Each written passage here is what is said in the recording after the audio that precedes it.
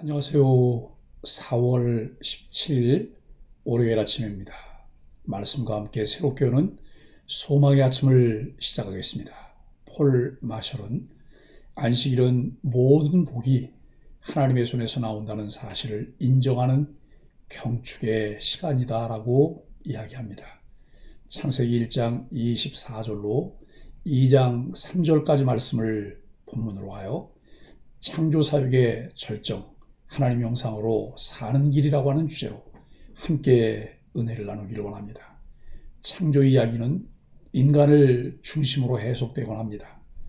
그것은 해석의 주체가 인간이라는 사실과 무관하지 않은 듯합니다.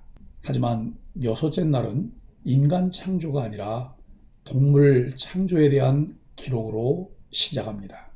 더욱이 여섯째 날에는 동물 창조가 마무리되면서 좋았더라는 표현이 이래 나오며 이후에는 하나님이 창조된 모든 것을 보며 심히 좋았더라고 선포하셨기 때문에 하나님은 인간의 하나님이며 동시에 모든 것의 하나님이심을 알 수 있습니다. 하나님은 인간을 당신의 모양과 형상으로 만드셨습니다. 하나님의 모양과 형상은 인간의 후손에게 이어졌고 살인 금지의 근거가 되기도 했습니다. 고대 근동에서는 왕이 신의 아들로서 신의 형상을 가진 인물로 여겨졌지만 성경은 그러한 사상을 거부하고 모든 인간이 동등하게 하나님의 형상을 가지고 있음을 피력합니다. 즉 모든 인간은 하나님 앞에서 평등합니다. 이러한 사상은 인류사에서 18세기나 되어서야 태동했는데 성경은 태초에 하나님이 모든 인간을 평등하게 지으셨음을 선언하고 있습니다. 물론 구약시대에 신분제가 없었다는 의미는 아닙니다. 하지만 하나님의 모양과 형상은 한 인간에게만 주어진 것이 아니며 그러기에 그리스도인은 타인을 하나님의 형상을 담지한 자로 대해야 합니다. 하나님은 일곱째 날에 일을 중단하셨습니다. 하나님의 형상을 닮은 인간은 이를 기념하여 일곱째 날에 노동을 중단해야 합니다. 그것은 단순한 쉼을 의미하는 것이 아닙니다. 오늘날처럼 기술이 발달한 시대에 일곱째 날은 무엇을 가리킬까요? 그것은 창조의 목적을 되새기며 주님 안에서 안식해야 하는 시간을 의미합니다. 자신에 대한 바른 정체성 이해와 하나님과의 관계를 바르게 세워가는 중요한 가치입니다. 하나님은 창조의 여섯째 날에 인간을 지으셨습니다. 이는 이전의 창조 사역이 인간 창조를 위한 준비 과정이었음을 보여줍니다. 그만큼 인간 창조는 창조 사역에서 절정이며 핵심입니다. 이 사실은 우리에게 어떤 메시지를 줄까요? 24절, 25절은 땅의 생물을 만드심입니다. 창조사역의 여섯째 날 하나님은 인간을 지으시기 전에 짐승들을 만드셔서 땅을 채우셨습니다. 창조사역의 절정이 인간이라고 해서 다른 피조물들이 인간의 유익을 위해 지음받은 것은 아닙니다. 그것들은 하나님이 만드신 창조 질서의 일부이므로 생명의 주인이신 하나님의 것입니다. 우리는 자연세계에 하나님의 선하신 뜻이 있음을 믿고 그것들을 잘 다스리라고 명하신 하나님께 겸손히 순종해야 합니다. 인간이 창조사역의 절정이라는 말은 이처럼 인간이 자연 위에 군림하는 존재라는 뜻이 아니라 인간에게 특별한 책임이 있다는 뜻입니다. 26절로 31절은 인간을 만드심입니다. 하나님은 인간을 창조하실 때 깊이 생각하시며 특별한 관심을 가지고 만드셨습니다.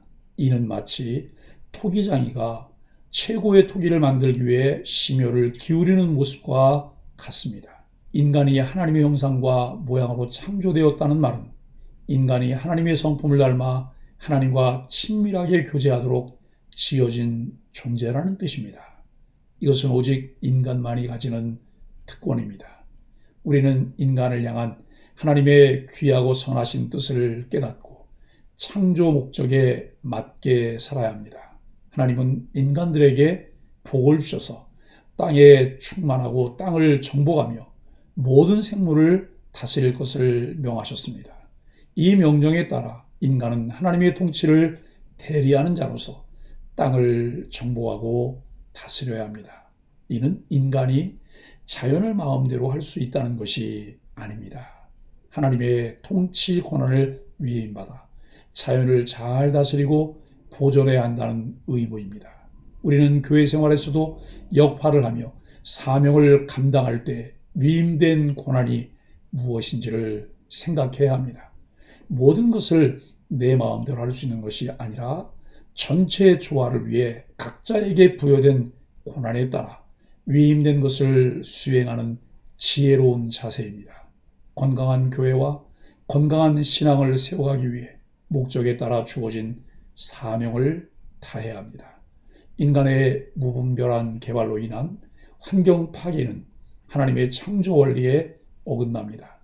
자연을 하나님의 뜻에 따라 보존하고 관리할 책임이 우리에게 있습니다. 하나님은 땅의 모든 채소와 과실을 인간과 동물에게 먹을거리로 허락해 주셨습니다. 친히 양식을 먹이시는 인자하신 아버지께서는 아담의 범죄로 창조 세계가 무너지자 예수 그리스도를 보내셔서 죄의 문제를 완전히 해결하셨습니다. 예수님은 다시 오셔서 죄로 망가진 이 세계를 완전히 회복시키십니다. 인간이 창조 역사의 절정이라는 뜻은 이처럼 우리가 창조주 하나님의 주권에 철저히 종속된 존재임을 뜻합니다. 우리의 구원과 회복이 모두 창조주의 손에 달려 있습니다. 2장 1절로 3절은 창조를 끝내고 안식하심입니다. 하나님은 천지 창조의 사역을 완성하시고 제7일째 모든 일에서 손을 떼셨습니다. 이런 창조 사역이 하나님의 뜻대로 완전하게 성취되어 더 이상 손댈 필요 없이 완전하다는 뜻입니다.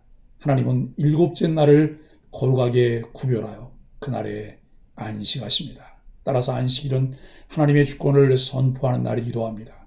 우리는 안식일을 지킴으로 하나님이 우리의 창조주이며 세상 만물의 주인이심을 인정하고 하나님을 예배해야 합니다.